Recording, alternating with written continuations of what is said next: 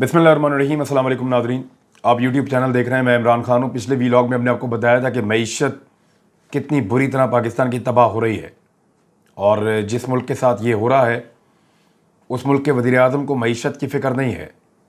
वो अपने इत्तेहादियों को लेकर बैठा है कि हम पंजाब में इलेक्शन क्यों हार गए और एक सूबे की हुकूमत हमारे हाथ से निकल रही है। हमें किसी तरह भी करके इस हुकूमत को बचाना है। ख़रीद व फ़रोख्त का एक बाज़ार गर्म किया जाएगा, एक दूसरे के साथ मुलाकातें की जाएंगी और सबकी तवज्जो इसी तरफ है। उस मीटिंग में सिर्फ अपना कॉन्फिडेंस शो करने के लिए उस दिन जिस दिन पाकिस्तान की मईशत को सबसे बड़ा झटका लगा है, डॉलर 225 को छू कर आया है, उस दिन वज़ीर आज़म पाकिस्तान अपने इत्तेहादियों के साथ बैठकर कहकहे लगा रहे थे और शायद वो इस कौम का या इस कौम की या इस मुल्क की मईशत का मजाक उड़ा रहे थे। स्टेट बैंक ऑफ पाकिस्तान ने इसकी वजह बताई है। ज़रा ये वजह को आप समझिए। स्टेट बैंक ने कहा कि रुपए की कदर में कमी के अवामिल की वजाहत करते हुए बता रहे हैं कि अंदरूनी बेयकीनी रोज़ाना की बुनियाद पर रुपए की कदर में तब्दीली के बड़े असबाब में से एक है। मैं आपको पहले ही कह चुका हूँ कि जब लोगों को एतमाद नहीं होता, जब बेयकीनी की फ़ज़ा होती है, तो मार्केट के अंदर पैसे का फ़्लो रुक जाता है, मईशत को बहुत बड़ा डेंट पड़ता है। मैं आपको पहले ही बता चुका हूँ कि इस हुकूमत के ऊपर लोगों को ट्रस्ट नहीं है, लोगों को यकीन नहीं है कि ये हुकूमत चल पाएगी। लोगों को ऐसा लगता है कि ये अपने एनआरओ के लिए आए हैं और ये एक दिन इस मुल्क को छोड़कर भाग जाएंगे, और इस वजह से एक बेयकीनी की कैफियत है पाकिस्तान में। वो बेयकीनी रिफ्लेक्ट कर रही है या नज़र आ रही है आपके रुपए के ऊपर, और उसकी कदर लगातार गिरती चली जा रही है। ये मैं नहीं कह रहा, स्टेट बैंक ऑफ पाकिस्तान ने यह बयान जारी किया है कि अंदरूनी बेयकीनी रोज़ाना की बुनियाद पर रुपए की कदर में तब्दीली के बड़े असबाब में से एक है। पाकिस्तान स्टेबल नहीं हो पा रहा अंदरूनी बेयकीनी की वजह से। ये एक बड़ी वजह है। इसमें शहबाज शरीफ साहब के लाहौर में डेरे हैं, उन्होंने अपने सारे इत्तेहादी बुलाए और उनकी पूरी नज़र इस बात पे है कि हमजा शहबाज को वज़ीर आला पंजाब कैसे बरकरार रखा जाए। अगर वो नहीं रख पाते तो वो चंद किलोमीटरों के वज़ीर आज़म रह जाएंगे इस्लामाबाद के, और पंजाब की सारी ताकत चली जाएगी पीटीआई के पास। खैबर पख्तूनख्वा और पंजाब में ताकत होने के बाद शहबाज शरीफ को इमरान खान जब चाहेंगे कान से पकड़ के बाहर निकाल देंगे। ये मिसाल दे रहा हूँ मैं, मेरी ख्वाहिश नहीं है। यानी बाजू मरोड़ने की ताकत बहुत ज़्यादा बढ़ जाएगी इमरान खान की, और उस ताकत की बुनियाद के ऊपर वो जब चाहेंगे वफाकी हुकूमत को घर भेजने का प्लान बनाएंगे और उनसे इंतखाबात मांगेंगे। अब इसके लिए लेन देन चल रहा है, कोशिशें चल रही हैं कि कुछ भी करें पंजाब में हमजा शहबाज की हुकूमत को बरकरार रखें, और उसके लिए सारे मिलकर बैठे। उसके बाद आसिफ अली जरदारी साहब की मुलाकात होती है चौधरी शुजात हुसैन से। चौधरी शुजात हुसैन पाकिस्तान के एक ज़ीरक सियासतदान है, और चौधरी फैमिली आप जानते हैं, शुजात हुसैन, परवेज़ इलाही सारी ज़िंदगी इकट्ठे रहे। अब दो हिस्सों में डिवाइड है, और शुजात हुसैन और उनके बेटे और चौधरी सालिक और उनके अलावा तारिक बशीर चीमा, ये लोग जाकर वफाक में साथ मिल गए हैं। परवेज़ इलाही और यहाँ के MPAs और उनके बेटे यानी मोनस इलाही और ये लोग इस तरफ खड़े हैं, और इमरान खान के कैंप में जो इतलात आ रही हैं वो ये कह रही हैं कि चौधरी शुजात हुसैन से मुलाकात हुई है जरदारी साहब की। तारिक बशीर चीमा और सालिक हुसैन दबाव डाल रहे हैं चौधरी शुजात हुसैन पर कि वो एक लेटर लिख दें। वो लेटर ये होगा कि वो अपनी पार्टी के MPAs को बाउंड करें कि आपने हमजा शहबाज को वोट डालना है, ताकि परवेज़ इलाही को अगर वो वोट डालें तो वो काउंट ही ना हो और वो फ्लोर क्रॉसिंग लग जाए और ये सारे डी-सीट हो जाएं। इसको ज़रा दोबारा समझें आप। काफ लीग के MPAs के ज़रिए से हमजा शहबाज को वज़ीर आला बनाने की कोशिश की जा रही है। शहबाज शरीफ जो वज़ीर आज़म पाकिस्तान है वो भी काफ लीग के MNAs की वजह से हैं। 2 MNAs काफ लीग के निकल जाएं तो शहबाज शरीफ फारिग हो जाते हैं। इसी तरह अगर कुछ MPAs निकल जाएं पंजाब से, या MPAs वोट हमजा शहबाज को डाल दें, तो परवेज़ इलाही फारिग हो जाते हैं, हमजा शहबाज वज़ीर आला बनते रहेंगे। लेकिन चौधरी ख़ानदान के अंदर बड़ा आपस में इत्तफाक है, ये घर आने वाले को किसी को खाली हाथ वापस नहीं भेजते, तो एक दूसरे के साथ कैसे धोखा करेंगे मुश्किल दिखाई देता है। شجاعت حسین صاحب کے حوالے سے جو خبر آئی ہے وہ یہ کہہ رہی ہے کہ انہوں نے آصف علی زرداری صاحب سے معذرت کرتے ہوئے یہ کہہ دیا ہے کہ وزیر اعلیٰ پنجاب تو چودھری پرویز الہی ہوں گے اور کاف لیگ کے MPs پرویز الہی کو ووٹ ڈالیں گے اور وہ ان کے ساتھ اتنا بڑا دھوکہ نہیں کر سکتے۔ بہرحال پرویز الہی صاحب جو ہیں وہ وزیر اعلیٰ بنتے ہوئے ابھی دکھائی دے رہے ہیں۔ ان کے پاس 188 اراکین ہیں پی ٹی آئی کے اراکین کو ملا کر، یعنی 178 تو پی ٹی آئی کے ہیں اور ایک رکن اور بھی بن سکتا ہے، اور وہ رکن ہے جو پنڈی والی سیٹ ہے۔ پنڈی والی سیٹ میں جو ملیکہ بخاری نے ایک ٹویٹ کرتے ہوئے بتایا کہ وہاں پہ 49 ووٹوں کا فرق ہے، یعنی پی ٹی آئی کا کینڈیڈیٹ 49 ووٹوں سے ہارا ہے۔ وہاں پہ دھاندلی بھی بہت ہوئی ہے، اور جو عملہ ہے الیکشن کمیشن کا وہ بھی شکایات کر رہا ہے، کچھ لوگ زخمی بھی ہیں، وہ بھی بتا رہے ہیں کہ ہم نے بڑی کوشش کی لیکن یہاں پہ تو بہت دھونس، دھاندلی، جبر، اور اس طرح یہ الیکشن جیتا ہے PMLN نے صرف 49 ووٹوں سے۔ وہاں پہ جو مسترد شدہ ووٹ ہیں ان کی تعداد 1500 ہے۔ ان 1500 ووٹوں کو مسترد کیا گیا ہے۔ اگر یہاں پہ ری کاؤنٹنگ کی جائے، ووٹوں کو دوبارہ چیک کیا جائے، تو بہت ممکن ہے کہ یہ 16ویں نشست بھی پاکستان تحریک انصاف کو واپس مل جائے اور نون لیگ کے بعد 4 کے بجائے واپس 3 سیٹیں رہ جائیں۔ تو پھر نون لیگ چلی جائے گی 178 پہ اور تحریک انصاف چلی جائے گی 179 پہ، ابھی 178 پہ ہے، اور نون لیگ 179 پہ ہے۔ یعنی نون لیگ اکیلی نہیں، اس کے ساتھ اس کے آزاد، اس کے ساتھ اس کا رائے حق پارٹی، اس کے ساتھ پیپلز پارٹی، یہ سارے ملا جلا کے جو ہیں یہ 179 بنتے ہیں۔ 188 کے اوپر کھڑے ہیں پرویز الہی اور پی ٹی آئی، وہ بڑے آرام سے اپنی حکومت بنا لیں گے، لیکن یہاں پہ بہت سارے خدشات ہیں۔ مراد راس نے ایک ٹویٹ کیا ہے۔ مراد راس کے علاوہ ایک اور ٹویٹ جو ہے وہ کرنل ریٹائر محمد ہاشم، یہ بھی MP ہیں، انہوں نے بھی ٹویٹ کیا ہے کہ پنجاب کی سیاست اس وقت تاریخ کے سب سے سیاہ ترین دور سے گزر رہی ہے۔ پی ٹی آئی اور کاف لیگ MPs کو 35 سے 50 کروڑ کی آفر کی جا رہی ہے تاکہ وہ ووٹ نہ ڈالیں۔ کوئی شرم ہوتی ہے، کوئی حیا ہوتی ہے؟ انشاءاللہ ایک بھی MPA منحرف نہیں ہوگا۔ مجھے بھی مشکل لگتا ہے اس لیے کہ جو MPs نے حالت دیکھی ہے لوٹوں کی، تو کوئی دوبارہ منحرف ہونے کی کوشش نہیں کرے گا۔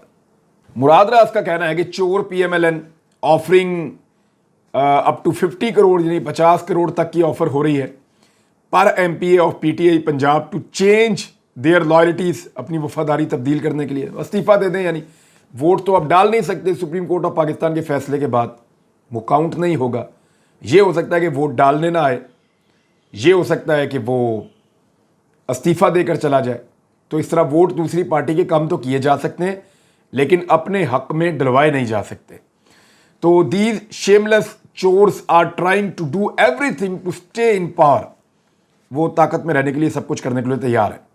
اب سب کچھ سے مراد کیا ہے؟ پنجاب اسمبلی نے یہاں پہ ایک قرارداد پیش کی ہے اور وہ میں آپ کو بتا دیتا ہوں قرارداد کیا ہے، لیکن اس سے پہلے وزیر اعلیٰ کے انتخاب پر پاکستان تحریک انصاف نے سپریم کورٹ سے رجوع کر لیا ہے اور انہوں نے یہ کہا ہے کہ وزیر اعلیٰ پنجاب کے الیکشن کو شفاف بنانے کے لیے ہم سپریم کورٹ میں آگے ہیں۔ پی ٹی آئی نے پنجاب میں دھاندلی کے سرکاری اعلان پر سپریم کورٹ میں توہین عدالت کی درخواست دائر کر دی ہے۔ درخواست میں کہا گیا ہے کہ 1 جولائی کے فیصلے میں سپریم کورٹ کا فل بینچ تھا، اس نے شفاف الیکشن کا حکم جاری کیا تھا، لیکن وزراء عدالتی احکامات کی تعمیل میں رکاوٹ پیدا کر رہے ہیں۔ مشکوک عبوری وزیر اعلیٰ بھی دھاندلی کے لیے بیٹھا ہوا ہے، اور انہوں نے کہا کہ سپریم کورٹ کے فیصلے پر مکمل عمل درآمد، دھاندلی روکنے اور اس کے سد باب کا حکم جاری کرنے کی انہوں نے استدعا کی ہے، اور اس کے ساتھ ساتھ انہوں نے کہا کہ توہین عدالت کی درخواست جو ہے وہ ہم دیتے ہیں، توہین عدالت ان کے اوپر لگائی جائے۔ دیکھیں پی ٹی آئی کو تو یہ بھی کرنا چاہیے کہ جو دھاندلی ہوئی ہے دبا کر پنجاب کے ہر حلقے میں، اس کے ثبوتوں کے ساتھ سپریم کورٹ آف پاکستان میں جا کر حمزہ شہباز اور ان کی پنجاب حکومت جو تھی اس کے خلاف توہین عدالت لگوانی چاہیے، کیونکہ الیکشن جیت جانا سب کچھ نہیں ہے۔ اس الیکشن میں جو کچھ ہوا ہے اس کو بے نقاب بھی کیا جانا چاہیے۔ اس کے علاوہ پاکستان تحریک انصاف تو عدالت میں چلی گئی، لیکن اس کے ساتھ ساتھ وزیر اعلیٰ کے انتخاب کے حوالے سے پنجاب اسمبلی میں ایک قرارداد پاس کی گئی ہے اور اس میں یہ کہا گیا ہے کہ حکومتی اداروں کی مداخلت ہو رہی ہے اور اس کی مذمت کی گئی ہے۔ یعنی جو باتیں کی ہیں وہ یہ کی ہیں کہ حکومتی خفیہ ایجنسیاں اور دیگر ادارے اپوزیشن کے ارکان کو ٹریس کر رہے ہیں، ریاستی مشینری کا اپوزیشن کے خلاف استعمال کیا جا رہا ہے، حکومتی دہشت گردی عروج پر ہے، اپوزیشن ممبران پر دباؤ ڈالا جا رہا ہے اور دھمکایا جا رہا ہے، ریاستی مشینری کا اپوزیشن کے خلاف استعمال کیا جا رہا ہے، ایوان ممبران اسمبلی کو وفاقی حکومت کے خفیہ ادارے کی جانب سے ہراساں کیے جانے کی مذمت کرتا ہے۔